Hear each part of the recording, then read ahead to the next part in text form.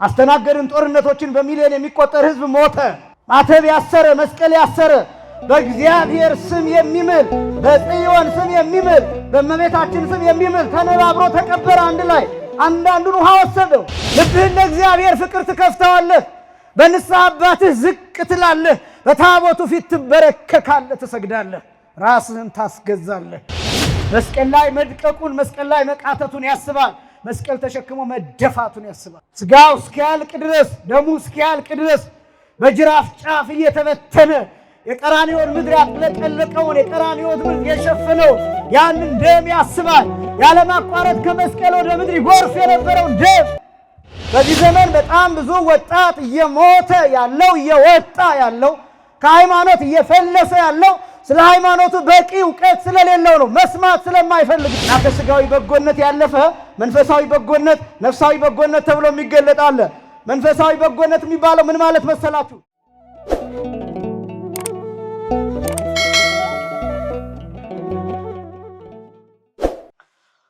በስመ አብ ወወልድ ወመንፈስ ቅዱስ አሃዱ አምላክ አሜን። ስብሐት ለእግዚአብሔር ኪያነ ዘፈጠረ ከመ ናምልኮ፣ እንሰግድለት ዘንድ እናመልከው ዘንድ እንገዛለት ዘንድ እናመሰግነው ዘንድ የፈጠረን አምላካችን እግዚአብሔር የባህሪ ምስጋና ለእርሱ ይሁን። ስብሐት ለማርያም እመ አምላክ እግዝእትነ ወመድኃኒትነ፣ መድኃኒታችን መመኪያችን ለምትሆን ለእናታችን ለንጽሕት ቅድስት ድንግል ማርያምም የጸጋ ምስጋና ለእርሷ ይሁን። ስብሐት ለመስቀለ ክርስቶስ ዕፀ መድኃኒት ኃይልነ ወፀወንነ፣ ኃይላችን አምባችን መጠጊያችን ጋሻችን ለሚሆን በቀራንዮ ለተተከለ መድኃኒት ለሚባል ለክርስቶስ መስቀልም የጸጋ ምስጋና ለእርሱ ይሁን። የምንማማርበት የትምህርት ርዕስ ፍሬ ቢሶች እንዳንሆን በሚል ርዕስ ይሆናል። እኔ የወደድኩት ብቻ ሳይሆን የመንፈስ ቅዱስ ፈቃድ እንዲሆን የእናንተ ጸሎት ያግዘኝ። እንደምታስታውሱት በቅዳሴ ጊዜ አስቀድሞ ካህኑ ጸልዩ ሊተ አበዊየ ወአኀዊየ ላዕሌየ ወላዕለ ዝንቱ መሥዋዕት፣ አባቶችና ወንድሞቼ እናቶችና እህቶቼ ለእኔና ለዚህ መሥዋዕት ጸልዩ ብሎ እናንተን እንድትጸልዩለት ይጠይቃል። ይጸለያል። ስለሚያስተምረው መምህር ይጸለያል። ስለሚቀድሰው ካህን ይጸለያል። ማህሌት ስለሚቆመው መሪ ጌታ፣ ቅኔ ስለሚቀኘው ባለቅኔ፣ ስለ ባሕታዊው፣ ስለ መናኙ፣ ስለ አበምኔት፣ ስለ አስተዳዳሪው፣ ስለ ጸሐፊው፣ ስለ ሌሎችም ይጸለያል። አንዳንዶቻችን ስለ ሌሎች ሳንጸልይና ሳንለምንላቸው ለወቀሳው ብቻ እንገኛለን። የአንዳንዶቻችን አንደበት፣ የአንዳንዶቻችን ትችት፣ የአንዳንዶቻችን ወቀሳ ሰው ሲወድቅ ብቻ ነው። ከመውደቁ በፊት እንዳይወድቅ አንጸልይለትም፣ አትጸልዩልንም። ብዙዎቻችሁ ለእኛ አትጸልዩልንም፣ ስንወድቅ ግን ትከሱን አላችሁ። እንዲህ አይነት ልማድ መቅረት ይኖርበታል። ይጸለያል። ለዚያ ነው ካህኑ ምራቄ አንቆኝ መሬት ተከፍቶ እንዳይውጠኝ፣ እንዲሁም ደግሞ ካህን መልአክ እንዳይቀስፈኝ ጸልዩልኝ ብሎ አስቀድሞ እናንተን የሚለምነው የሚጠይቀው ለዚያ ነውና፣ ስለዚህም የእናንተ ጸሎት ያግዘኝ ፍሬ ቢሶች እንዳንሆን። ይህንን ርዕስ ከቅዱስ ጴጥሮስ መልእክት ሁለተኛው መልእክት ምዕራፍ 1 ቁጥር 8 ላይ ያነሳሁት ቃል ነው። ኃይለ ቃሉ ቃል በቃል እንዲህ ነው የሚለው፣ ስራ ፈቶችና ፍሬ ቢሶች እንዳትሆኑ ያደርጓችኋል ነው የሚለው። ስራ ፈቶችና ፍሬ ቢሶች እንዳትሆኑ ያደርጓችኋል ይላል። እኔ እናንተም እንዳትረሱት ራሳችንም እንድንወቅስበት ፍሬ ቢሶች እንዳንሆን በሚል ርዕስ ቆይታ እናደርጋለን። የኃይለ ቃሉ ጽንሰ ሐሳብ የሚጀምረው የሁለተኛው ጴጥሮስ ምዕራፍ 1 ከቁጥር 5 ጀምሮ ነው። ይህ ቃል የሚገኘው አስቀድሜ የተናገርኩት ቃል ቁጥር 8 ላይ የሚገኝ ቃል ነው። በዚህ ርዕስ ደግሞ ማስተማር የወደድኩበት ምክንያት ያለንበት ዘመን ብዙ ደክመን ፍሬ የምናጣበት ፍሬ የማይታይበት በመሆኑ አንዳንድ ጊዜ ነፋስ እንደሚያወዛውዘው ሸምበቆ የምንሆንበት ነገር ስለሚበዛ መጽሐፍ ቅዱስ ይህን ሕዝብና ይህን ትውልድ ይህን ዘመን ይህን ወቅት እንዴት እንደሚገልጠው እሱን በማሳየት ሁላችንም ወደ ፍሬ እንድንመጣ ነው። ይህንንም ቅዱስ ጴጥሮስ ፍሬ ብሎ የጠራውንና ከስራ ፈትነት ነፃ የሆነውን ሕይወት ምን እንደሆነ ቅዱስ ጴጥሮስ ቀጥሎ ይገልጠዋል። መጨረሻ በሱ የምንደመድም ይሆናል። የቅዱስ ጴጥሮስ መልእክት ምዕራፍ 1 ከቁጥር 5 ጀምሮ ሁለተኛው መልእክት ማለት ነው እንዲህ ብሎ ይጀምራል። ስለዚህም ምክንያት ትጋትን ሁሉ እያሳያችሁ በእምነታችሁ ይላል። መነሻው ይሄ ነው። በእምነታችሁ ይላል። ቅዱስ ጴጥሮስ ሊያስገነዝበን የወደደው ነገር የመጀመሪያ የእምነት መሰረት ላይ እንደቆምን በማሰብ ነው። እምነት ማለት ቅዱስ ዮሐንስ አፈወርቅ ሲናገር አሚን እሰ መሰረት ይእቲ ወካልአኒሃ ህንፃ ወንድቅ እሙንቱ ይላል። እምነት መሰረት ናት፣ ሃይማኖት መሰረት ናት፣ ሌሎቹ ጣራና ግድግዳ ናቸው ይላል። እምነት መነሻ ነው፣ የሁሉ ነገር መጀመሪያ ነው። ስለዚህ የመጀመሪያው እምነት መሰረት እንዳለ ታስቦ በመሰረት ላይ መጨመር ያለበት ምን አይነት ግድግዳ ነው? መጨመር ያለበት ምን አይነት ጣራ ነው? መጨመር ያለበት ምን አይነት ውበት ነው? መጨመር ያለበት ምን አይነት ጌጥ ነው? መጨመር ያለበት ምን አይነት ነገር ነው? የሚሉትን 7 ነገሮችን ቅዱስ ጴጥሮስ ይዘረዝራል። እኔም ማሳየው እነዚህን 7 ነገሮችን ብቻ ነው። የኔን አልጨምርም። መጽሐፍ ቅዱሱ እኛን እንዴት ይዳስሰናል? እምነት አለን የምንል ሰዎችን፣ ማተብ አለን የምንል ሰዎችን፣ ሃይማኖት አለን የምንል ሰዎችን፣ እንዲህ የሚያምር ህንፃ የሰራን ሰዎችን፣ እንዲህ የሚያምር መንፈሳዊ ግቢ ያለን ሰዎችን ምን እንድንጨምር ያዘናል ነው መጽሐፍ ቅዱሱ። በ40 ቀን በ80 ቀን የተጠመቅን ሰዎችን፣ ነጠላ ለብሰን የመጣን ሰዎችን፣ ካባ ለብሰን በዚህ የምንቆም ሰዎችን መጽሐፍ ቅዱሱ ምን ያዘናል ነው ነጥቡ። ካህን ነን የምንል፣ አገልጋዮች ነን የምንል፣ ሰባኪ ነን የምንል፣ ዘማሪ ነን የምንል፣ በመንፈሳዊ አገልግሎት ሁሉ የምንሳተፍ፣ ቀዳሽ ነኝ የሚል፣ ማህሌታዊ ነኝ የሚል ምን እንዲጨምር ያዛን ነው መጽሐፍ ቅዱሱ። ሐሳቡ እሱ ነው። ምክንያቱም ሁሉንም ስለሚመለከት በዚህ እምነታችሁ ላይ መጨመር የሚገባችሁ ነገር አለ። ይህንንም ደግሞ የምትጨምሩት በትጋት ነው ይላል እና የመጀመሪያው ይላል በጎነት ነው ብሎ ያነሳል ቅዱስ ጴጥሮስ። በእምነታችሁ ላይ የምትጨምሩት የመጀመሪያው በጎነት ነው ይላል። ይህንን መተርጉማኑ በ3 ከፍለው አስቀምጠውታል። በጎነት የሚባለው አንደኛ ስጋዊ በጎነት፣ ሁለተኛ መንፈሳዊ በጎነት፣ ሶስተኛ ደግሞ ነፍሳዊ በጎነት። እነዚህን 3 ነገሮችን ያስቀምጣል። በጎነት ሲባል ሁላችን የምናስበው ስጋዊ ነገርን ብቻ ሊሆን ይችላል። ስለሱ ብዙ አልጠቅስም፣ ምክንያቱም የተለመደ ስለሆነ። በነገራችን ላይ ስጋዊ በጎነትን ሰዎች ብቻ አይደሉም፣ እንስሳት ያደርጉታል፣ አራዊት ያደርጉታል። ጅብ ለልጁ በጎ ነው፣ ውሻ ለልጇ በጎ ናት፣ እባብ ለልጁ በጎ ነው፣ አንበሳ ለልጁ በጎ ነው። ሰው ቢያገኝ ሊሰብር ይችላል፣ ደሙን ሊመጠው ይችላል። ግን አንበሳ ልጁን አይበላም፣ ልጁን አይሰብርም፣ ልጁን አይገልም፣ እንዲያውም ልጁን ይታደጋል። አራዊት ለልጆቻቸው በጎዎች ናቸው። እኛ በዚህ ዘመን በጣም የሚያመጻድቀን ለልጆቻችን በምናደርገው ነገር ራሳችንን ከፍ አድርገን እናስባለን። ለአንዳንድ ሰዎች የተቀደደ ልብስ በመስጠታችን፣ ለብሰን የጨረስነውን ልብስ በመስጠታችን፣ ከብዙ ገንዘብ ጥቂት ሽራፊ ሳንቲም በመስጠታችን እንመጻደቃለን። ግን ክርስትና ከዚህ በላይ ነው። የምንታዘዘው ከዚህ በላይ ነው። የሚጠበቅብን ከዚህ በላይ ነው። አንዱ ከብዙ ነገሮች ጋር እየተጋፈጥን ያለንበት ምክንያት የሚጠበቅብንን ነገር ባለማድረጋችን ነው። ጥቂቱን ነገር አግዝፈነዋል። ጥቂቱን ነገር በሚዲያ አግዝፈነዋል። ጥቂቱን ነገር በፎቶ አግዝፈነዋል። ጥቂቱን ነገር በካሜራ አግዝፈነዋል። ጥቂቱን ነገር በግጥምና በቅኔ እናገዝፈዋለን። በጣም ጥቂቱን ነገር ትልቅ አድርገን ስለምናሳይ ትልቁን ነገር ማድረግ አልቻልንም። ለዚህ ነው ምን ደነግጠው ትልልቅ ሰዎች ሲነሱ ምን ደነግጠው፣ ታላቅ ነገር ሲደረግ ምን ደነግጠው፣ የተለየ ነገር በማህበረሰባችን ስናገኝ እጃችን አፋችን ላይ ምንጭነው። ለዛ ነው ምን ደነቀው። ለዛ ነው። ይሄ ብቻም አይደለም። ታላላቅ ደጋግ ሰዎች ሲነሱ እነሱን ራሳቸውን ብለን ማጥፋት የምንፈልገው ከማህበረሰቡ የተለየ ደግነት ስለሚታይባቸው ነው። ብዙዎቻችን እንደዛ እናደርጋለን። ብዙ ርህሩህ ሰዎች፣ ብዙ አዛኝ ሰዎች፣ ለሀገር ውለታ የሚውሉ ሰዎች፣ ለቤተክርስቲያን ውለታ የሚውሉ ሰዎች፣ መልካም የሚያደርጉ ሰዎች በሆነ ጫጫታ እንዲጠፉ ይደረጋል። በሆነ ጫጫታ እንዲሸማቀቁ ይደረጋል። ለእኛ እንግዳ ነዋያ፣ ለሰይጣን እንግዳ ይሆንበታል በጎ ነገር፣ ለሰይጣን እንግዳ ይሆንበታል መልካም ነገር። ክርስቶስ ጻድቅ ሆኖ በተገለጠበት ዘመን ሰይጣን ደንግጧል። እንቅ ሆኖ ብርሃን ሆኖ ፀሐይ ሆኖ የዓለምን ኃጢአት ሲገልጥ፣ የፈሪሳውያንን ኃጢአት ሲገልጥ፣ የእነሱን ግብዝነት የእነሱን ማስመሰል ሲያሳይ ደነገጡ። የእነሱ የእሪያ መልክ ታየባቸው። ስለዚህ እንቁውን ጠቅጥቆ ሰብሮ ማጥፋት ፈለጉ። የጌታ ብቻ አይደለም፣ የዮሐንስ መጥምቅ እንደዛ ነው፣ የእመቤታችን እንደዛ ነው። በዘመናቸው በዚያ ክፉ ትውልድ ዘመን፣ በዚያ አሉተኛ ትውልድ ዘመን፣ በዚያ አመንዝራ ትውልድ ዘመን፣ በዚያ በጎውን ነገር ሁሉ ወደ ክፉ በሚተረጉም ዘመን፣ ያለማቋረጥ በሚተች ትውልድ ዘመን፣ ጽድቅ በረከሰበት ዘመን፣ በማይታይበት በማይገለጥበት ዘመን፣ በዚያ ዘመን ያ ትውልድ ክርስቶስን ሲያይ ደነገጠ። እመቤታችንን ሲያይ ደነገጠ። ዮሐንስ መጥምቅን ሲያይ ደነገጠ። ለምን? ዮሐንስ መጥምቅ ከበረሃ መጣ፣ ነገስታቱን ያለ መፍራት ገሰጸ። በዚህ ዘመን እንዲህ የሚያደርጉ ሰዎች ያስደነግጡናል ይመናል። እና ከስጋዊ በጎነት ያለፈ መንፈሳዊ በጎነት፣ ነፍሳዊ በጎነት ተብሎ የሚገለጥ አለ። መንፈሳዊ በጎነት የሚባለው ምን ማለት መሰላችሁ?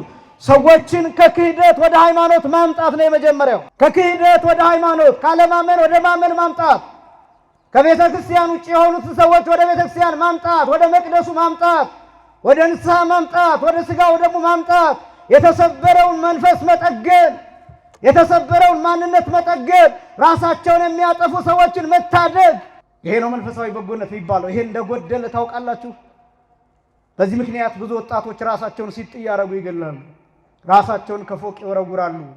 በ10 ብር ገመድ ነፍሳቸውን ያሳልፋሉ። ለምን እንደሆነ ታውቃላችሁ? ከኛ መንፈሳዊ በጎነት ጠፍቷል። መንፈሳዊ ርኅራኄ ጠፍቷል። አናጽናናቸውም፣ አንሰማቸውም፣ አናዳምጣቸውም፣ አንረዳቸውም። ስለዚህ ቤታቸውን ዘግተው ይኖራሉ። ችግራቸውን ለኛ ቢነግሩን እንዘረግፍባቸዋለን። ለዩቲዩብ ፍጆታ እናውለዋለን፣ ለቲክቶክ ፍጆታ እናውለዋለን፣ በፌስቡክ እንለቀዋለን፣ እንሸጠዋለን ገመናቸው። ስለዚህ ይፈራሉ፣ ሳይነግሩን ይሞታሉ። እኛ ከሞቱ በኋላ ውድ በሆነ ሳጥን ሬሳቸውን እንቀብራለን። ስላሟሟታቸው የተለያየ ነገር እናወራለን። አንዱ በዚህኛው እንዲህ ሆኖ ነው አሉ፣ ከባሏ ጋር እንደዚህ ፍቅረኛ ነበራት አሉ። አይደለም ከእናት ከአባቷ ጋር አይደለም፣ ይጣራ። ራሷን ያጠፋችበት ምክንያትማ እንዲህ መሆን አለበት። የየራሳችንን ትንታኔዎች እንሰጣለን። ሰውየው በህይወት እያለ አናውቀው፣ ሴትየዋ በህይወት እያለች አናውቃትም። ልንረዳቸው ዝግጁ አይደለም። ኦርቶዶክስ ሆነን ለሌሎች ተስፋ መሆን አልቻልንም። የመኖር ተስፋ፣ የመኖር ምክንያት፣ የህይወት ምክንያት፣ የመዳን ምክንያት፣ የመጽናናት ምክንያት፣ የዚህ ምክንያት መሆን አልቻልንም። በብዙ ነገር ወደቅን። ስለዚህ ወጣት ረገፈ። ታቦት ይዘን መውጣታችን መልካም ነው። በዓለ ጥምቀትን ማክበራችን መልካም ነው። ሰው ግን እየሞተበት ነው። ለዚህ መድረስ ካልቻልን ንስሐ መግባት ብቻ አይደለም ይመናል፣ መልካም ነው ይሄ። ስጋው ደግሞ መቀበል ብቻ አይደለም ይመናል፣ መልካም ነው ይሄ። ከዚህ ማለፍን ግን ይፈልጋል። ጎረቤትህን ጠይቀው፣ ጎረቤትህን ጠይቃት፣ ድረስለት፣ ድረስላት። ለሚራባው ሰው ድረስለት በምትችለው። እንዳይለምን ፈርቶ አሁን በረሃብ የሚሞት ሰው በጣም ብዙ ነው። በጣም ብዙ ሰው እየተጨነቀ የሚሞት፣ እየተቸገረ የሚሞት፣ አፍሮ የሚሞት፣ ተሸማቀው ልጃቸውን የሚያሳድጉ ለልጆቻቸው ሰጥተውነቱ ጾማቸውን የሚያድሩ እናቶች፣ ሽንኩርት ሽጠው ቲማቲም ሽጠው ልጆቻቸውን የሚያሳድጉ፣ እንጀራ ሽጠው በችግር ተጠብሰው የሚያሳድጉ እናቶች ያሉባት ሀገር ናት። እንደምታውቁት ለመለመን አፍረው ርር እያሉ የሚሞቱ ብዙ ናቸው። ለእነዚህ ሰዎች መድረስ መንፈሳዊ በጎነት ይባላል። የመጨረሻው ነፍሳዊ በጎነት የሚባለው ነው። መጥወተ ርእስ ተብሎ የሚጠራው ራስን መስጠት ነው። ይሄ መጨረሻው ነው። ይሄ ጻድቃን ያደረጉት ነው። እነ አቡነ ተክለ ሃይማኖት ያደረጉት፣ እነ አቡነ ገብረ መንፈስ ቅዱስ ያደረጉት፣ ሰማዕታት እነ ቅዱስ ጊዮርጊስ እነ ቅዱስ መርቆሬዎስ ያደረጉት፣ ራሳቸውን አሳልፈው የሰጡ። ቅዱስ ያሬድ እንደገለጠው ደርሪኦሙ ተአጊሶሙ መጠው ነፍሶሙ ለሞት፣ ጨክነው ታግሰው ነፍሳቸውን ለሞት አሳልፈው ሰጡ። ይሄኛው ነፍሳዊ በጎነት ተብሎ ይጠራል። የመጀመሪያው በእምነታችሁ ላይ የምትጨምሩት በጎነት ነው። አንደኛ በጎነት ያስፈልጋል ለምድሪቱ። ምድሪቱ ተበክላለች። ሚመና ምድሪቱ ተበክላለች። በስድብ ተበክላለች። በርግማን ተበክላለች። በመርዝ፣ በቂም፣ በጥላቻ፣ በበቀል፣ በመለያየት፣ በመከፋፈል ተበክላለች። ሚመናን እኔና እናንተ በመልካም ቃል ካላከምናት፣ በምስጋና ቃል ካላከምናት፣ ካልቀደስናት፣ በእርቅ ቃል፣ በፍቅር ቃል፣ በሰላም ቃል ካላደስናት ምድሪቱ ተረግማለች። ውሃው ተረግሟል። አየሩ ተበክሏል። ውሃው ተበክሏል። ይሄ ነው ክርስቲያን ማለት። በምድር ላይ ሲኖር በሚኖርበት ምድር የሚኖርበትን ምድር መቀደስ መቻል ነው። ታቦት ይዘን የምንወጣው በጥምቀት ለዚያ ነው። የአደባባይ በዓላት የምናከብረው ለዚያ ነው። መስቀልን የምናከብረው ለዚያ ነው። ምድሪቱ እንድትባረክ። ከሰው ሁሉ ከአንደበቱ የሚወጣው ቃል አስተውላችኋል? ክፉ ቃል፣ የትችት ቃል፣ የስድብ ቃል፣ የእርግማን ቃል፣ ሰዎችን የሚያሸማቅቅ ቃል። ይሄ ውሃን ይበክላል። ትውልድ እንዳያድግ ያደርጋል። ትውልድ እንዲልፈሰፈስ ያደርጋል። ሽማግሌ አቅም እንዲያጣ ያደርጋል፣ ሕፃናትን እንዳያድጉ ያደርጋል። አገሪቱ ላይ ለምን ጦርነት የሆነ ይመስላችኋል? አስተናገድን ጦርነቶችን፣ በሚሊዮን የሚቆጠር ህዝብ ሞተ። አንዳንዱ ሳይቀበር ጅብ ጎተተው ሬሳውን። ማተብ ያሰረ፣ መስቀል ያሰረ፣ በእግዚአብሔር ስም የሚምል፣ በጽዮን ስም የሚምል፣ በእመቤታችን ስም የሚምል ተነባብሮ ተቀበረ አንድ ላይ። አንዳንዱን ውሃ ወሰደው።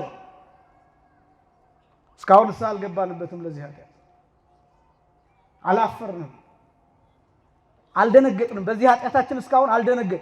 ታዲያ በጎነት አልጠፋም ትላላችሁ? የማያምኑ ሀገራት በታሪክ ለሰሩት ኃጢአት ይቅርታ ይጠይቃሉ። ሌሎችን ሀገራት ብትመለከቱ፣ እነ ጀርመንን ብትመለከቱ፣ ጀርመን ውስጥ ታውቃላችሁ አዶልፍ ሂትለር የሚባለው ሰው አይሁዳውያንን የጨፈጨፈው፣ በሚሊዮን የሚቆጠሩ አይሁዳውያንን የጨፈጨፈው ሰው በስሙ መጠራት አሁን ወንጀል ነው። ጀርመን ውስጥ ሂትለር በሚለው ስም መጠራት አይቻልም፣ ወንጀል ነው። ይሄ ብቻ እንዳይመስላችሁ፣ ሂትለር የተወለደበትን ቀንና ዓመተ ምህረት የመኪና ታርጋ ማድረግ አይፈቀድም፣ ወንጀል ነው። ለምን? አፍረውበታል። እሱ የሰራውን ኃጢአት እንደ ሀገር ያፍሩበታል። እና እሱ የተወለደበትን ቀንና ዓመተ ምህረት እየታየ የመኪና ታርጋ ቁጥር ሆኖ ማገልገል አይችልም። ያን ያደረገ ሰው ይታሰራል፣ በወንጀል ይጠየቃል። ይሄ ብቻም አይደለም። በዘመኑ የነበረውን የሂትለርን ወይም የናዚን ፓርቲ ምልክት ማሳየት አይቻልም፣ ወንጀል ነው፣ ያሳስራል። አሁን ድረስ ለምን? ያፍሩበታል። ይሄ ብቻ እንዳይመስላችሁ፣ አሁን ያሉት ወጣቶች፣ አሁን የሚወለዱት ልጆች ምን እንደሚያደርጉ ታውቃላችሁ? አበባ ይዘው እዛ ሀገር ሂጄ ነው የነገሩኝ። በነገራችን ላይ ጀርመን ለአገልግሎት አሁን ያሉት ወጣቶች፣ አሁን የሚወለዱት ልጆች አበባ ይዘው ሂትለር ያስፈጃቸው የአይሁዳውያን መቃብር ላይ ሂደው አበባ ይዘው ተደፍተው ይቅርታ ይጠይቃሉ፣ ሶሪ ይላሉ። ያኔ እንደ ሀገር ያበርንበትና አንድ የሀገር እብድ የነበረበት ጊዜ ነው። በዚህ ምክንያት ያለ ፍትህ ተጨፍጭፋችኋልና ይቅርታ ብለው ይቅርታ ይጠይቃሉ፣ መቃብራቸው ላይ ሄደው። እኛ ይቅርታ አልጠየቅንም። 7 ልጆችን የገደልንባቸው እናቶችን ይቅርታ አልጠየቅንም። ስለ 7 ልጆቻቸው ፎቶ ይዘው ስለሚያለቅሱ ሰዎች ይቅርታ ምንም አላልንም። ምንም ማፈር ነበረብን። በአደባባይ የማፈር ቀን፣ ዝም የማለት ቀን መኖር ነበረበት። የመሸማቀቅ ቀን፣ አንገት የመድፋት ቀን መኖር የለበትም። ስለዚህ አይደለም እያወራሁ ያለሁት፣ ስለ ሁሉም፣ ስለ ሞተ ሁሉ። ስለዚህ ማፈር፣ አንገት እንደማፈት ቀን መኖር ነበረበት። ግን አላደረግንም። ያን በጎነት ከምድራችን ተወስዷል። እምነት ብቻውን አያድንም። እምነት ብቻውን አያድንም። ሃይማኖት ብቻውን አያድንም። ማተብ ብቻውን አያድንም። መስቀል ብቻውን አያድንም። መመካት ብቻውን አያድንም። ምግባር ይፈልጋል፣ ስራ ይፈልጋል። በእምነት ላይ ክርስቲያናዊ ምግባር መጨመር ይፈልጋል። ምእመናን የረሳናቸው ነገሮች ስላሉ እነዚህን ላስታውስ ፈልጌ ነው። እና የመጀመሪያው በጎነት ነው። ይህን በጎነት መመለስ ያስፈልጋል። አባቶቻችን ደጎች ናቸው። የመጣውን ሰው ሁሉ ተንበርክከው እግሩን አጥበው ያበላሉ። ደጎች ናቸው። ከአልጋቸው ወርደው መኝታቸውን ለቀው ያስተኛሉ። ደጎች ናቸው። ያ ደግነት፣ ያ በጎነት አሁን ከኛ ተወስዷል። አንተማመንም፣ እርስ በርሳችን እንጠራጠራለን። ያን በጎነት እንመልሰው። በእያንዳንዳችን ውስጥ በጎነት ይኑር። በእምነታችን ላይ ይህን እንጨምር። የመጀመሪያው እሱ ነው፣ በጎነትን በእምነት ላይ መጨመር፣ ፍሬ ቢስ እንዳንሆን። ሁለተኛ ዕውቀት መጨመር ያስፈልጋል ይላል ቅዱስ ጴጥሮስ። በእምነት ላይ ዕውቀት መጨመር አለበት ይላል። ዕውቀት ምንድነው ከተባለ ማስተርስ አይደለም፣ ስለ ዲግሪ አይደለም። ዕውቀት ፒኤችዲ አይደለም፣ ስለ ዶክትሬት አይደለም የምናወራው። ዕውቀት የሚባለው መረዳት ነው፣ መስማት ነው። ስለ እግዚአብሔር ቃል መሰረታዊ ነገር መያዝ ነው። ስለ አምላክ ማወቅ ነው። ስለ ፈጣሪ ማወቅ ነው። ስለ ሃይማኖት ማወቅ ነው። ስለ ክርስትናው መረዳት ነው። ምን ይፈልጋል ክርስትና? ምን ይፈልጋል ኦርቶዶክሳዊነት? በዚህ ዘመን በጣም ብዙ ወጣት እየሞተ ያለው እየወጣ ያለው ከሃይማኖት እየፈለሰ ያለው ስለ ሃይማኖቱ በቂ ዕውቀት ስለሌለው ነው። መስማት ስለማይፈልግ ነው። አንዳንዱ ንቆን ተኮፍሶ ነው የሚመጣው። እዚህ ዕውቀት የሌለ የሚመስለው ሰው ብዙ ነው። ማስተር ስላለው፣ ፒኤችዲ ስላለው፣ ዲግሪ ስላለው ወይ ከዚያ በታች የሆነ አጫጭር ኮርስ ሰርቲፊኬት ስላለው ዕውቀት ያለው ስለሚመስለው መስማት አይፈልግም። የአንድ ደቂቃ ስብከት ሲሰማ እሱ የሞላው ይመስለዋል፣ ዕውቀት ይመስለዋል። በዚህ ምክንያት ብዙ ሰው ተኮፍሶ ይኖራል። ብታውቁት ምን ችግር አለ? ወጣቶቹ ማህሌቱ ወጣቶቹ ስለ ቅዳሴው ብታውቁ ምን ችግር አለው? ሰዓታቱን ብታውቁት ዜማውን ባትሉት እንኳን ብታነቡት ምን ችግር አለው? ድጓው አሁን ታትሟል። ማዜማ አይጠበቅባችሁም፣ ግዴታ አይደለም። ግን ድጓውን ብታነቡት ምን ችግር አለው? ጾመ ድጓው በአማርኛም በግዕዝም አለ። አሁን በምትችሉት ቋንቋ ብታነቡት ምን ችግር አለው? ምን ችግር አለው? እያስቀደሳችሁ ምን ማለት እንደሆነ አባቶችን እየጠየቃችሁ ቤተክርስቲያኗን ውስጥ ብታውቋል። ብዙ ሰው እኮ ውጭ እየቀረ ነው። አሁን እሁድ ወንጌል ለማስተማር ብለን እየተጣደፍን ቅዳሴውን እንጨርስና ወጥተን ብዙ ህዝብ እናገኛለን። ብዙ ህዝብ ግን የሚገባው እግዚኦታ ሲባል ነው። ቤተክርስቲያን ውስጥ መግባት አይፈልግም አብዛኛው። ከዚያስ በዛ ቀን የተማረው ሰው ሳምንት እንዲቆርብ እንጠብቃለን። ንስሐ እንዲገባ እንጠብቃለን። ገብቶ ውስጥ እንዲያስቀድስ እንጠብቃለን። የለም ያ ሰው እንደገና ሳምንት መልሰን ለትምህርት እናገኘዋለን። እንደገና መልሰን ለጉባኤው እናገኘዋለን። ለውጥ ከሌለ መመለስ ከሌለ ወደ ውስጥ መግባት ከሌለ ምን ትርጉም አለው ብላችሁ ታስባላችሁ? ዕውቀት ያስፈልጋል። ዕውቀትን አሁንም የኛ ሊቃውንት በሶስት ይከፍሉታል። ስጋዊ፣ መንፈሳዊ፣ ነፍሳዊ ዕውቀት ብለው ያስቀምጡታል። ስጋዊ ዕውቀት የሚባለው ማንኛውም አይነት ዕውቀት ስጋዊ ይባላል። መንፈሳዊ ዕውቀት ተብሎ የሚጠራው ረቂቁ ዕውቀት ስለ ቅዱሳት መጻሕፍት ያለን ዕውቀት እሱ መንፈሳዊ ዕውቀት ተብሎ ይጠራል። ነፍሳዊ ዕውቀት የሚባለው ግን ከሞት በኋላ ያለው ነፍስ ብቻ የምታውቀው ዕውቀት። ለምሳሌ መንግሥተ ሰማያት የዘላለም ሕይወት ነፍሳዊ ዕውቀት ነው የሚባለው። እንደ ስጋ አሁን ብነግራችሁ ለኔም ቢነገረኝ አይገባኝም። ቅዱስ ጳውሎስ ሲናገር ምን እንደሚል ታውቃላችሁ? ዓይን ያላያት ጆሮ ያልሰማት የሰው ልቡና ያላሰባት በቃ ያልታወቀች በነፍስ ብቻ በዓለመ ነፍስ ብቻ። ለምሳሌ ትንሣኤ የሚታወቀው በነፍስ ብቻ ነው። ሞት ራሱ የሚታወቀው በነፍስ ብቻ ነው። ሞት ፊክሽን ነው የሚመስለው ስንናገረው፣ ልብ ወለድ ነው የሚመስለው፣ ፈጠራ ነው የሚመስለው። ሰው ሞትን የሚያውቀው መቼ ነው? ሲሞት። ትንሣኤን የሚያውቀው መቼ ነው? ሲነሳ። እኛ ስለምንድን ነው የምናወራው? ስለ ሞት እንጂ ሞትን አይደለም የምናወራው። ምክንያቱም ሞትን አናውቀው። ስለ ትንሣኤ እናወራለን፣ እንናገራለን። ትንሣኤን ግን አናውቀውም። ለምን? ተነስተን አናውቅም።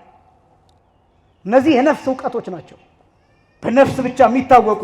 መንፈሳዊ ዕውቀትና ስጋዊ ዕውቀት ግን ያስፈልጋል። ስጋዊ ዕውቀት ሲባል ምእመናን ዓለማዊ ትምህርት ያስፈልጋል እኮ በአግባብ በመጠን በስርዓት ዓለማዊ ዕውቀት ያስፈልጋል። ዓለማዊ ንባብ ያስፈልጋል።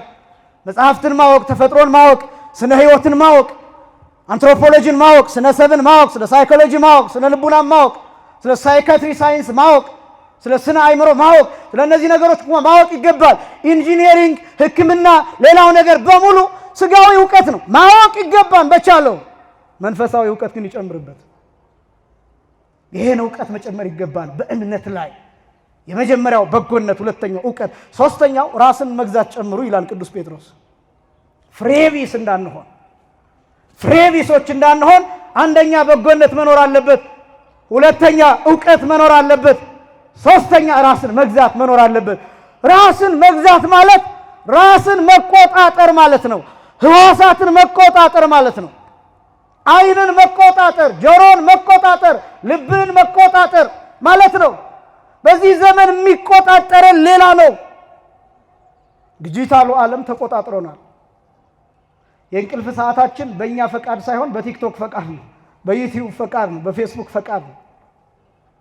የእንቅልፍ ሰዓታችን፣ የሥራ ሰዓታችን፣ አካሎቻችን፣ ዓይናችን፣ ጆሮቻችን፣ ህዋሳቶቻችን አጠቃላይ እያነደደን ነው። የዓለም ፍላጎት እያቃጠለን ነው፣ እየበላን ነው፣ ሰውነታችንን እያሳጣን ነው፣ እያጎበጠን ነው፣ እያቀጠነን ነው። አእምሯችን ውስጥ ዲስኦርደር እንዲኖር እያደረገን ነው። ምግብ በአግባቡ አጣጥመን እንኳን እንዳንበላ እያደረገን ነው። ተነጋግረን መግባባት እንዳንችል እያደረገን ነው። ስልቾች እያደረገን ነው። አዋቂ እያስመሰለን ግን ዕውቀት የሌለን ባዶ እንድንሆን እያደረገ ነው። ዕውቀታችን በስልካችን ላይ ብቻ እንዲወሰን ሆኖ ከስልካችን ውጭ ብንጠየቅ አንዳችም ነገር እንዳንመልስ ሆነን ባዶ ሆነን ተራቁተናል። ቨርቹዋል ዓለም ውስጥ ገብተናል። ሁላችን እንዴት እንደሆነ አሁን እቺ ቤተክርስቲያን ብቻ ናት። በነገራችን ላይ አሁን ሌላው ቦታ ስትሄዱ ዝግጅቶች ሁሉም በጎግል በምናምን ተዘጋጅተው በጂሚኒ ወይ በሌላ በኤአይ ጀነሬትድ በሆኑ ነገሮች ተዘጋጅተው ንግግሮች፣ ጽሁፎች፣ ጥናታዊ ጽሁፎች፣ መመረቂያ ጽሁፎች የተወሰነ ነገራቸው እየተቀያየረ ኤአይ ጀነሬትድ ነው ወይ ኮፒ ነው ምናምን እንዳይባል የተወሰነ ፐርሰንት ነው 20% ይፈቀዳል። ከዛ በላይ ደግሞ ያለው ኩረጃ ነው እንዳይባል እንዳይያዝ ቀየር እያደረገ ይመረቅበታል። ዕውቀቱ ኤአይ ነው። አሁን ደግሞ ዘመኑን ካስተዋላችሁት በኤአይ የሚሰሩ ፊልሞችን ድራማዎችን ታያላችሁ። በኤአይ ክሬት የሚደረጉ ገጸ ባህሪያትን ታያላችሁ። የሰዎችን መልክ ታያላችሁ። እስከዛሬ ድረስ የነበረው አንድ ወጣት ምናልባት አንዲትን የፊልም አክትረስ ሊወድ ይችላል፣ ሊያፈቅር ይችላል። ወይም አንዲት ወጣት አንድን የፊልም አክተር ልትወድ ትችላለች። ከዚህ በኋላ ግን የሚሆነው ምን እንደሆነ ታውቃላችሁ? አንድ ወጣት ኤአይ ክሬት የተደረገችን ሴት ሊወድ ይችላል። ወይም አንዲት ሴት በኤአይ ክሬት የተደረገ አንድ ሰው የሚመስል ነገር ልትወድ ትችላለች። እንዳው ይሄኛውን እንኳን ብናስበው ነይ ፈርሚልኝ ሊል ይችላል። የሆነ ቦታ አግኝቷት በአካል ስላለን ኤአይ ያፈቀረ ሰው ምን ማድረግ ይችላል? ወዴትኛው ምናብ እንደምንሄድ ይገባቸዋል። ይመናል ወዴትኛው ዓለም? ወደ ባዶ ዓለም ውስጥ ነው የምንገባው። ወደ ባዶ ዓለም ውስጥ ከሪያሊቲ መውጣት። ሞደርኒዝም በነገራችን ላይ ዴፊኒሽኑ ይሄ ነው። ሞደርኒዝም ማለት ከኦሪጂናሊቲ መውጣት ማለት ነው። ከእውነተኛ ነገር መውጣት። እነዚህ ካሜራዎች ታያቸዋላችሁ፣ ውድ ናቸው። የእነዚህ ካሜራዎች ዓላማ ውድ መሆን ዓላማው ሪዞሉሽናቸው በጣም ኢምፕሩቭድ የሆኑ በደንብ የተሻሻሉ የኔን ምስል እንደ እውነቱ እኔን ማሳየት አይደለም፣ እኔ እናንተ ከምታዩኝ ከእውነታው በላይ ጥሩ አድርጎ ማሳየት ነው የእነዚህ ካሜራዎች ዓላማ። ፊልሞች እንደዛ ናቸው። ፊልም የሚሰሩ ሰዎች እንደዛ ናቸው። በአካል ስታዩዋቸውና በፊልም ስታዩዋቸው ይለያያሉ። ለምን እንደዛ እንደሚሆኑ ታውቃላችሁ? ሻዶ የሚባል ነገር እንዳይኖር፣ ይሄ ጥላ ነገር እንዳይኖር፣ ፊታቸው ላይ ምናምን እንዳይኖር፣ ላብ እንዳይታይ፣ ጥቁር ነገር እንዳይኖር ታለቅሞ ምናምን ኤዲት ተደርጎ ከእውነታው አልፎ ምን መዝገን ወደ ከንቱ ዓለም የሰለጠንን እየመሰለን እየጠፋን ነው። እግዚአብሔር ለሁላችንም ማስተዋልን ያድልን። ራስን መግዛት የሚባለው ይሄን መረዳት ነው የመጀመሪያው። ይሄን መረዳት መቻል። በቤተክርስቲያን ትምህርት ማህሌት የሚቆመው መሪ ጌታ ስልክ ማየት አይችልም። ቅዳሴ የሚቀድሰው ካህን ስልክ ማየት አይችልም። ጎግል ላይ ሰርች እያደረገ አይደለም የሚቀድሰው፣ በቀጥታ ነው የሚሳተፈው። ማያውቅ ከሆነ ቅዳሴ አይገባም። ማያውቅ ከሆነ ድምፅ ማጉሊያው አይሰጠውም። ማያውቅ ከሆነ ማህሌት አይቆምም። ይቺ ቤተክርስቲያን እውነቱን ተሸክማለች። ለዚህ ነው ለዓለም ኦልዲሽ የምትመስለው ቤተክርስቲያኗ፣ ያረጀች የምትመስለው። ለዚህ ነው ምክንያቱም እውነታውን ይዛ ነው የምትቀጥለው። አሁንም ትቀድሳለች። ድሮ የምትቀድሰውን ቅዳሴ አሁንም 2 ሰዓት 3 ሰዓት ትፈጃለች። አሁንም ካህናቱ ከምሽቱ 1 ሰዓት እስከ ጠዋት ማህሌት ይቆማሉ። አሁንም አደራረስ ያዜማሉ። አሁንም ድጓ ያዜማሉ። አሁንም ጾመ ድጓ ያዜማሉ። አሁንም ቅዳሴው ሳይቆራረጥ ይቀደሳል። አሁንም ስብከቱ ሳይቆራረጥ ይሰበካል። ይቺ ቤተክርስቲያን ብቻ በዓለም ላይ ጥንታዊነትን እውነትን ጠብቃ ትኖራለች። ክብርና ምስጋና ለአምላካችን ይሁን። ይቺ ቤተክርስቲያን ይህን እውነት ለመጠበቅ ይውላችሁ አሁን የተቀመጣችሁባትን ሰዓት ብቻ አስቧት። ጥቂት ደቂቃዎችን ዝም ብላችኋል። ዝም ያላችሁት እዚህ ብቻ ነው። አሁን ይሄ ሁኔታ አሁን ያላችሁበት ሁኔታ እናንተ ራሳችሁ ይሄን ሁኔታ ማድረግ የምትችሉት እዚህ ግቢ ብቻ ነው። ስብሰባ ቦታ በፍጹም አታደርጉትም። ሆቴል ብትሄዱ የሆነ ጸጥ ያለ ቦታ ልዝናና ብላችሁ ብትሄዱ በፍጹም አታደርጉትም። ሐይቅ ዳር ብትሄዱ የሆነ መዝናኛ ቦታ ብትሄዱ በፍጹም ይሄን አታደርጉትም። ጥቂት ደቂቃ ዝም ልትሉ ትችላላችሁ። ከዚያስ ወይ አጠገባችሁ ያለውን ሰው ታወራላችሁ ወይ ስልካችሁን ታነሳላችሁ። እዚህ ስትሆኑ ዝም ትላላችሁ።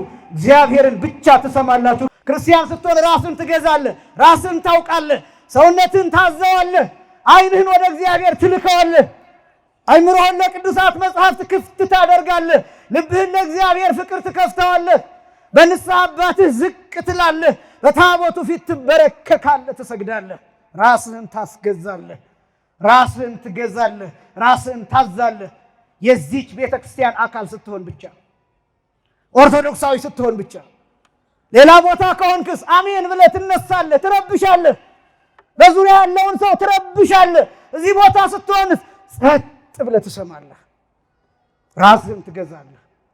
አንድ ሰው ይናገራል፣ ሌላው ይሰማል። ሁሉ በአግባብና በስርዓት ይሁን ብሎ ቅዱስ ጳውሎስ እንደተናገረው ይቺ ቤተክርስቲያን ራስን መግዛት ታስተምረናለች። ሌላው ቀርቶ ይሄ ሁሉ ህዝብ አለ፣ አንድ ድምፅ አይሰማም። የሚራመዱ ሰዎች በቀስታ ይራመዳሉ። ለምን? ክብደታቸውን ይቆጣጠራሉ። ራስን መግዛት ይህች ቤተክርስቲያን ታስተምራለች። በእምነታችሁ ላይ ይሄን ጨምሩ። አንደኛ በጎነትን፣ ሁለተኛ ዕውቀትን፣ ሶስተኛ ራስን መግዛት፣ አራተኛ መጽናትን። ደግመውና ልጠይቃችሁ ነው። ይህንን ጨምሩ በእምነታችሁ ላይ ፍሬቢስ እንዳትሆኑ። አንደኛ በጎነትን፣ ሁለተኛ ዕውቀትን፣ ሶስተኛ ራስን መግዛትን፣ አራተኛ መጽናትን። አራተኛ መጽናትን በእምነታችሁ ላይ ጨምሩ ይላል። መጽናት በተለይ ደግሞ በዚህ ዘመን እጅግ በጣም አስፈላጊ ከሆነው ነገር፣ ሁልጊዜም አስፈላጊ ቢሆንም በዚህ ዘመን ግን መጽናት የሚባል ነገር የለም። ሰዎች ተጋብተው በሳምንቱ ይፋታሉ። አንድ ዜና ሰምቻለሁ በቅርብ። ተጋብተው በተጋቡ በሳምንቱ ተፋቱ። በጣም ብዙ ሰዎች ፍቅር ጀምረው የሆነ ጊዜ ላይ በጣም በጥሩ ፍቅር አሉ የሚባሉ የሚነገርላቸው ሰዎች ከሆኑ ቀናት በኋላ ይለያያሉ። አሳዛኙ ደግሞ መለያየታቸው ብቻ አይደለም፣ የተለያዩበትን ታሪክ በየፊናቸው ይተርካሉ። አሳዛኙ ይሄ ብቻ አይደለም። እሷ የእሱን ገመና በሌላ ሚዲያ ትናገራለች፣ እሱ የእሷን ገመና በሌላ ሚዲያ ይነገራል። በሁለቱም በኩል ገመናቸው ይሸጣል። ይህን ትውልድ ይላል ጌታ በምን መስለዋለሁ ይልና ገበያ ዳር የተቀመጡ ሕፃናትን ይመስላሉ ይላል። ገበያ ዳር የተቀመጡ ሕፃናትን ይመስላሉ ነው። ይመስሉ ደቂቀ ላይ ነብሩሃ በመስያጥ ነው የሚለው። ገበያ ዳር የተቀመጡ ሕፃናት ማለት ሁሉ የሚሸጥበት የሚለወጥበት ገበያ፣ ሁሉ ሃይማኖት የሚሸጥበት ገበያ፣ ሰውነት ስብዕና የሚሸጥበት፣ ሞራል የሚሸጥበት፣ ኖርም የሚሸጥበት፣ ኤቲክስ የሚሸጥበት፣ ግብረ ገብነት የሚሸጥበት ገበያ፣ ትዳር የሚሸጥበት፣ ወጣትነት የሚሸጥበት፣ ግራም ያጋባ የሚያስጨንቅ። በዚህ ዘመን መስበክም ያስጨንቃል፣ መዘመርም ያስጨንቃል፣ መዝፈንም ያስጨንቃል፣ ሁሉም ያስጨንቃል። በነገራችን ላይ በተገኘው አጋጣሚ ሁሉም ያስተቻል። በተገኘው አጋጣሚ ሰባኪውም ዘፋኙም ድንጋይ ይወረወርበታል። በተገኘው አጋጣሚ አስተዳዳሪውም አለቃውም ሌላውም ታዛዡም የሚያዘውም ሌላውም በተገኘው አጋጣሚ ይተቻል። በጣም ግራ የሚያጋባ ዘመን፣ የሚያስጨንቅ ዘመን፣ ማንጸናበት ዘመን፣ ማንቆይበት ዘመን፣ ስልቹ የሆንበት ዘመን። ይሰለቸናል። በቃ ሁሉም ነገር ይሰለቸናል። የጀመርነውን መጽሐፍ አንጨርሰውም፣ እንሰለቻለን። ቅዳሴ ይሰለቸናል፣ ማህሌት ይሰለቸናል፣ ሱባኤ ይሰለቸናል፣ አቋርጠን እንወጣለን። ጸሎት ይሰለቸናል። ትዳር ይሰለቸዋል። ብዙ ሰው ሚስቱን ትቶ ሐዋሳ ይሄዳል፣ ሚስቱን ትቶ ላንጋኖ ይሄዳል። የሚስቱ ፊት ይሰለቸዋል፣ የባሏ ፊት ይሰለቻታል፣ ንግግሩ ሁሉ ይሰለቻታል፣ የሚለብሰው ልብስ ሁሉ ይሰለቻታል፣ ድምፁ ይሰለቻታል። ትታ መውጣት፣ ሌላ ማየት ትፈልጋለች። ስልቹ ትሆናለች፣ ከስልኳ ጋር ትሆናለች፣ ልጆቿን ትረሳለች፣ ትዳሯን ትረሳለች። ስልቹ። ከዛ መጨረሻው ምን እንዳደረገን ታውቃላችሁ? ህይወት እንዲሰለቸን፣ ራሱ ህይወት እንዲሰለቸን። ከዛ አስቀድም እንዳልኩት ራሳቸውን የሚያጠፉ ሰዎች መብዛት፣ ብንሄድ ይሻለናል እያሉ እየጻፉልን ራሳቸውን ሲጥ። ከዛስ ወጣቱ ቀረብ ብላችሁ በሆነ አጋጣሚ ብታወሩት እኔ ህይወት ሰልችቶኛል፣ እኔ ለማየ ብዬ ነው እንጂ ብሞት ሁሉ ደስ ይለኛል ይላል። እንዴት ህይወት አታጓጓውም? እንዴት ህይወት ደስ አይለውም? እንዴት ወደፊት ሰርቶ መለወጥን አያስብም? እንዴት ማደግን አያስብም? እንዴት በሆነ ቦታ ከፍ ባለ ቦታ ሆኖ ለህዝቡ ጥሩ መልእክት ሲያስተላልፍ ራሱን እንዴት አያስብም? እንዴት አያልምም? እንዴት ራእይ አያይም? ስለ ወደፊቱ ሞት ነው የሚታየው። ይሄን መሰልቸት ማን እንዳመጣበት ታውቃላችሁ? ስልኩ፣ ኮምፒውተሩ፣ ላፕቶፑ፣ ታብሌቱ እየቀያየረ አሳየው ብዙ ነገር። የሚፈልገውን አይነት ዜማ፣ የሚፈልገውን አይነት ነገር እየቀያየረ በተለያየ ከለር፣ በተለያየ ቀለም፣ በተለያየ አይነት መልክ አሳየው። አየ ሰለቸው። ከዛስ ህይወት እንደዛ ይሆንበታል። ሚመናል ማይሰለቸው እቺ ቤተክርስቲያን ብቻ ናት። ማይሰለቸው እግዚአብሔር ብቻ ነው። ማይሰለቸው ጌታ ብቻ ነው። ማይሰለቸው ክርስቶስ ብቻ ነው። ማይሰለቸው የዚህ ቤተክርስቲያን ምስጋና ብቻ ነው። ማይሰለቸው የዚህ ቤተክርስቲያን አገልግሎት ብቻ ነው። ማይሰለቸው ንስሐ ብቻ ነው። ማይሰለቸው የጌታ ስጋና ደም ብቻ ነው። የዘላለም ህይወት ያለው እርሱ ብቻ ነው ማይሰለቸው። እንዳትሰለቹ ከፈለጋችሁ ሕይወታችሁ እንዲታደስ ከፈለጋችሁ፣ ረፍት ማግኘት ከፈለጋችሁ፣ ሸክማችሁ ከላያችሁ ላይ እንዲወርድላችሁ ከፈለጋችሁ ኑ ንስሐ ግቡና እዩት። በዚያ ቅጽበት ብቻ የሚሰማችሁ ስሜት ቆርባችሁ እዩት። ልክ ስትቆርቡ የሚሰማችሁን ስሜት እዩት። ያጸናችኋል፣ ከፍታን ይነግራችኋል፣ ንስርነትን፣ ከሁሉ በላይ መሆንን፣ ሰማይ ማሰብን፣ የዘላለም ሕይወት ገንዘብ ማድረግን እሱን ይሰጣችኋል። ልክ ሥጋውና ደሙን ስትቀበሉ በሰውነታችሁ ክርስቶስ ሲሰራጭ ይሰማችኋል። ከራስ ጠጉራችሁ እስከ እግር ጥፍራችሁ ያለው አካል ከክርስቶስ ጋር ሲዋሃድ፣ ሲሰፋ፣ ሲሰራ፣ ሲሸመን ይታወቃችኋል። ወደዚህ ሕይወት ቅረቡ። ይህን ሕይወት የሰጠን አምላካችን የተመሰገነ ይሁን። በትዳራችሁ እንዴት እንደምትጸኑ ያሳያችኋል። ቅዱስ ሥጋውና ክቡር ደሙን ስትቀበሉ እንዴት እንደምትጸኑ፣ እንዴት እንደምትረጋጉ፣ እያንዳንዱን ነገር እንዴት እንደምታዩ፣ ለእያንዳንዱ ነገር እንዴት ዋጋ እንደምትሰጡ ያሳያችኋል። መጽናት ያስፈልጋል። እነዚህ ነገሮች በእምነት ላይ የሚጨመሩ ናቸው። የመጀመሪያ በጎነትን፣ ሁለተኛ ዕውቀትን፣ ሶስተኛ ራስን መግዛትን፣ አራተኛ መጽናትን፣ አምስተኛ በእምነታችሁ ላይ እግዚአብሔርን መምሰል ጨምሩበት ይላል ቅዱስ ጴጥሮስ። እግዚአብሔርን መምሰል ማለት ምን ማለት ነው? ጥረት ነው። እግዚአብሔርን መስሎ መጨረስ አይቻልም። በነገራችን ላይ መምሰል ነው ደግሞ መሆን አይደለም። ቅዱስ ጳውሎስ እንደተናገረው አንደኛ ቆሮንቶስ ምዕራፍ 11 ከቁጥር 1 ጀምሮ በከመ አነ እትሜሰሎ ለክርስቶስ፣ እኔ ክርስቶስን እንደምመስለው እናንተ ደግሞ እኔን ምሰሉ ብሎ ቅዱስ ጳውሎስ ነግሮናል። እግዚአብሔርን በመምሰል ሂደት ውስጥ ረፍት አለ፣ ብርታት አለ። ልጅ አባቱን እያየ ያድጋል፣ እናቱን እያየ ያድጋል፣ ጎረቤቶቹን እያየ ያድጋል፣ አጎቶቹን እያየ፣ ወንድም እህቶቹን እያየ፣ ማህበረሰቡን እያየ፣ ካህናቱን እያየ ያድጋል። እግዚአብሔርን መምሰል ማለት ቀና ብሎ መመልከት ማለት ነው። የመጀመሪያው ይመናል። አባታችን ሆይ በሰማያት የምትኖር ማለት እግዚአብሔርን የመምሰል አንዱ ክፍል ነው። ለምን? አባታችን ሆይ በሰማያት የምትኖር ስንል ቀና እንላለን። ከፍታ ነው። ወደ ሰማይ ቀና ማለት ከፍታ ነው፣ ረቂቅነት ነው፣ ምጥቀት ነው። በሰማይ የሚቀበለን አባት እንዳለ ማሳያ ነው። የማያልፍ ዘላለማዊ ሕይወትን የሚሰጠን አባት እንዳለ መግለጫ ነው። ይመናል። እግዚአብሔርን መምሰል የሚባለው ይሄ ነው። እግዚአብሔርን መምሰል ማለት ፍቅር ማድረግ፣ ይቅርታ ማድረግ፣ ሰላምን መስጠት፣ መታረቅ፣ እርቅ ያለው ሰው መሆን፣ እነዚህ እግዚአብሔርን የመምሰል ሂደቶች ናቸው። ይመናል። ተቀያሚዎች አትሁኑ፣ ተበቃዮች አትሁኑ፣ አሳዳጆች አትሁኑ፣ ገፊዎች አትሁኑ፣ ነገር የምታሰላስሉ በውስጣችሁ የምታኖሩ አትሁኑ። አይምሯችሁን ንጹሕ አድርጉት። እግዚአብሔርን መምሰል ማለት እሱ ነው። በቀልና ፍርድ የኔ ነው ይላል እግዚአብሔር። አሳልፋችሁ ለእርሱ ስጡት። ይቅርታ ጠይቁ፣ ይቅርታ አድርጉ፣ አትቀየሙ። ይመናል።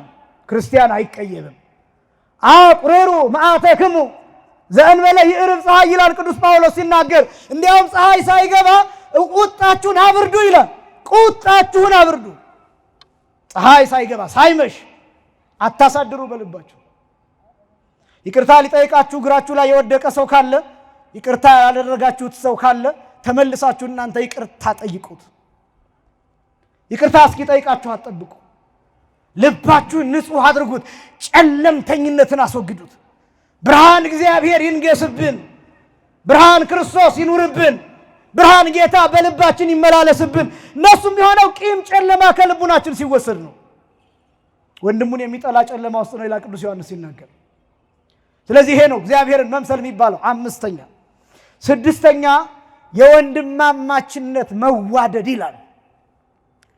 አንደኛ በእምነት ላይ በጎነትን ጨምሩ ይላል። ሁለተኛ በእምነት ላይ ዕውቀትን ጨምሩ ይላል።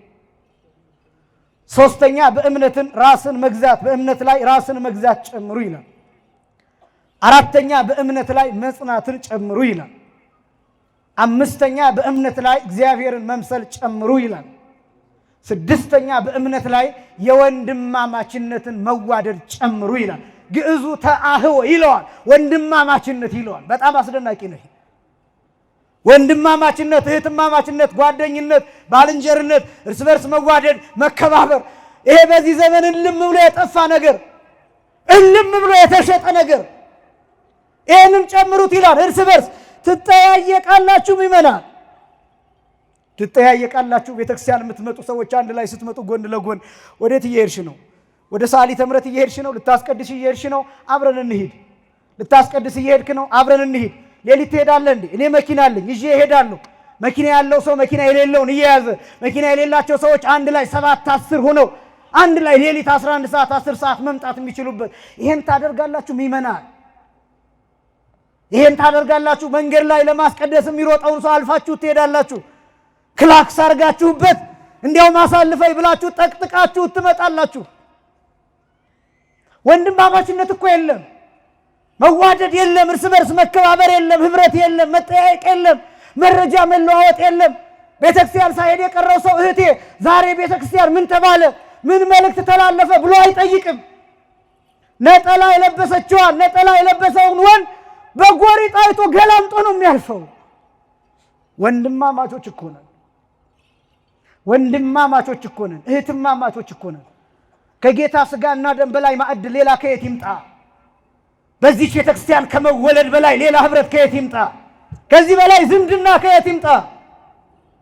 ከዚህ በላይ ህብረት፣ ከዚህ በላይ አንድነት፣ ከዚህ በላይ ማህበር፣ ከዚህ በላይ ጉባኤ፣ ከዚህ በላይ የተቀደሰ አንድነት ከየት ይምጣ? እህትህ ናት፣ ወንድምሽ ነው። ወንድማማችነት ከእኛ ጠፍቷን፣ ከእኛ ተወስዷል። ያው ደጋግሜ ሚዲያውን መውቀስ እንዳይሆንብኝ እንጂ ሚዲያው የፈጠራቸው በጎ ነገሮች እንደተጠበቁ ሆነው እንዳንተማመን አድርጎ ነው።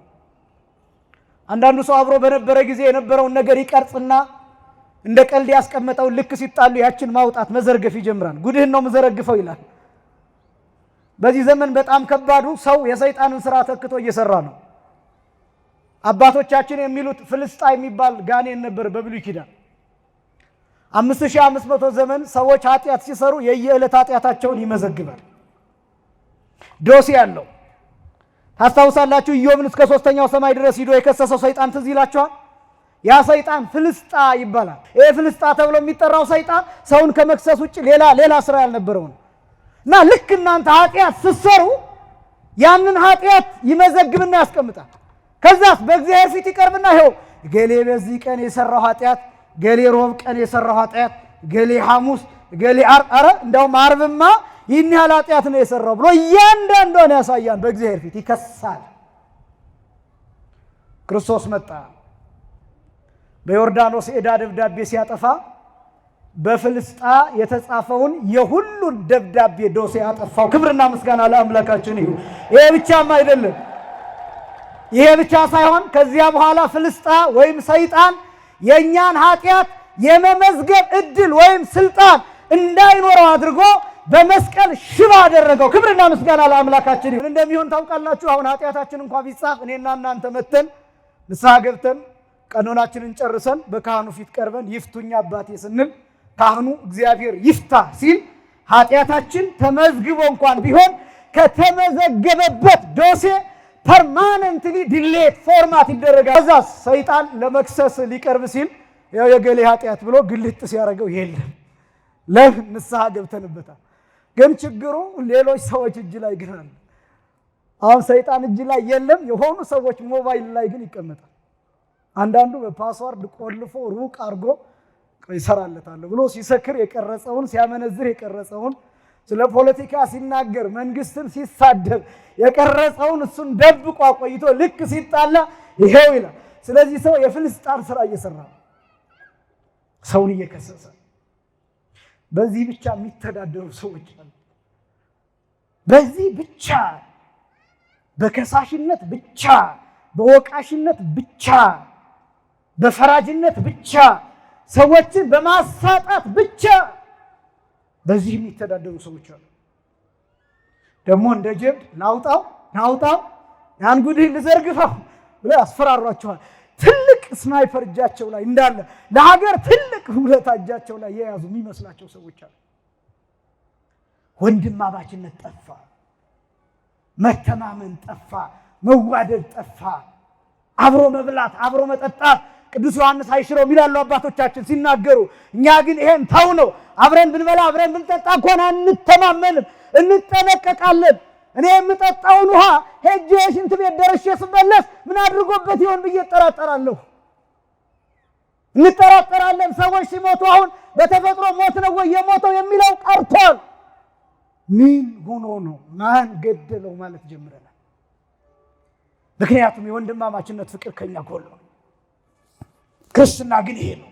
በነገራችን ላይ ዓለም አንዱ ትልቁ ይህንን ስታጣ ነው። እናትነትን ስታጣ ዓለም ላይ የሴትነት ሲታጣ ዓለም ላይ የወንድማማችነት ፍቅር ሲታጣ እነዚህ ሶስቱ ሲታጡ ዓለም ባዶ ናት። ዓለም ባዶ ናት። አንዱ ዓለም እየቀማን ያለው ሴትነትንና እናትነትን ነው። ያይ በፌሚኒዝም ሰበብ አሁን በሴትነት እንቅስቃሴ ብዙ አሉ ያው ሴቶችን የሚጨቀጭቋቸው አንዳንዶቹን ከባሎቻቸው ያፋቷቸው ልጆቻቸውን እንዳያሳድጉ ያደረጓቸው ያለ ባል ያለ ትዳር ያስቀሯቸው። ምክንያቱም ሴትነት ተጎድቷል ብሎ እኔ ማዝነው ምን እንደሆነ ታውቃላችሁ? እኔ በተወለድኩበት አካባቢ አሁንም ድረስ እናቶች በወሊድ ይሞታሉ። አሁንም በወሊድ ይሞታሉ። ጤና ጣቢያ የለም፣ ሕክምና የለም በአካባቢው። ለነዚህ አይጮሁላቸውም። አሁንም በገጠሪቱ ክፍል ለ10 ለ15 ሴቶች ይደፈራሉ። ለነዚህ አይጮሁላቸውም። እና ይሄን መሰረት ሲያጣ አንድ ማህበረሰብ ባዶ እየሆነ ይመጣል። ወንድማማችነትን ጨምሩ። በወንድማማችነት እንድንኖር አምላካችን እግዚአብሔር ይርዳን። የመጨረሻው ፍቅርን ጨምሩ። ሰባተኛው አሁን ወንድማማችነት መዋደድና ፍቅር አንድ አይደለም ወይ የሚል ጥያቄ ሊነሳ ይችላል። ፍቅር የሚለውን መተርጉማኑ ባጭሩ ሲያብራሩት እንዲህ ይላሉ። አማኒ ነው ሳይሉ መናፍቅ ነው ሳይሉ እኩል መውደድ፣ አንድም ባዕድ ነው ሳይሉ ዘመድ ነው ሳይሉ እኩል መውደድ፣ አንድም ኃጥእ ነው ሳይሉ መናፍቅ ነው ጻድቅ ነው ሳይሉ እኩል መውደድ ይላል። ይሄ ማለት ሰው የሆነን ሁሉ በእኩል ፍቅር መውደድ፣ ሁሉን መውደድ፣ እናትንም ሌላውንም፣ እህትንም ሌላውንም፣ ወንድምንም ሌላውንም፣ ሚስትንም ሌላውንም፣ ባልንም ሌላውንም፣ ልጅንም ሌላውንም እኩል መውደድ። ይሄ የመጨረሻው ደረጃ። እነዚህ ሲኖራችሁ ይላል።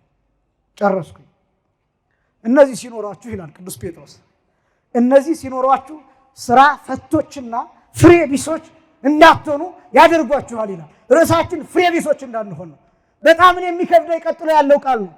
እነዚህ የሌሉት ግን እውር ነው የሚለው ቅዱስ ጴጥሮስ የሚለውን ነው የምላችሁ። እነዚህ የሌሉት ይላል እውር ነው ይላል። ቀጥሎ ምን እንደሚል ልንገራችሁ። በቅርብ ብቻ ያያል፣ ራእይ የለውም ነው የሚለው። ራእይ የለውም። በጣም ራእይ የሌለ ለዚህ ይሆን እንዴ? ስለ ወደፊቱም ማናስበው፣ ስለ ቤተክርስቲያን ስለ ትውልድም ማናስበው፣ ስለ መንፈሳዊ ትውልድም ማንጨነቀው፣ ስለ አብነት ትምህርት ቤትም ማንጨነቀው፣ ወደፊት ስለሚተካው ስለ አመስጋይ ትውልድም ማንጨነቀው ለዚህ ይሆን እንዴ? ፍሬ ቢስ የሆነው ለዚህ ይሆን እንዴ? ስራ ፈቶች የሆነው ሐሜት ብቻ ማንጎራጎር ብቻ የሆነው ለዚህ ይሆን እንዴ? በእውነት እግዚአብሔር ከዚህ ይሰውረን። እነዚህ ነገሮች ሲኖሩ፣ እነዚህ 7 ነገሮች ሲኖሩ ክርስቶስን እናውቃለን። ክርስቶስን ስናውቅስ ምን እንደምንሆን ታውቃላችሁ? ብርሃን ይታየናል። ክርስቶስን የሚያውቅ ሰው መስቀል ላይ የተሰቀለውን የክርስቶስን አካል ይቆጥራል፣ አጥንቱን ይቆጥራል። ቆዳ የተገፈፈበትን አጥንት ይቆጥራል፣ ደም የፈሰሰበትን አጥንት ይቆጥራል። መስቀል ላይ የተቸነከረበትን ችንካር ይቆጥራል፣ መከራውን ይቆጥራል፣ ቁስሉን ይቆጥራል። 70 የሚደርሰው እሾህ ጭንቅላቱን የሚፈጠፍጠውን እሱን ይቆጥራል። እስከ ልቡ ድረስ የሚወጋውን ሚስማር እሱን ያስባል፣ መከራውን ያስባል፣ መጨነቁን ያስባል። መስቀል ላይ መድቀቁን፣ መስቀል ላይ መቃተቱን ያስባል። መስቀል ተሸክሞ መደፋቱን ያስባል።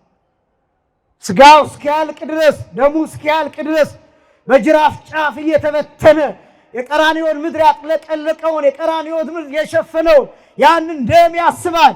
ያለማቋረጥ ከመስቀል ወደ ምድር ይጎርፍ የነበረውን ደም እሱን ያስባል። ወደ 6 ሊትር የሚደርስ ደም እንደ ስጋ ሲተነተን ሰው በአማካይ ከ4.5 ሊትር እስከ 6.5 ሊትር በሰውነቱ አለ ይባላል።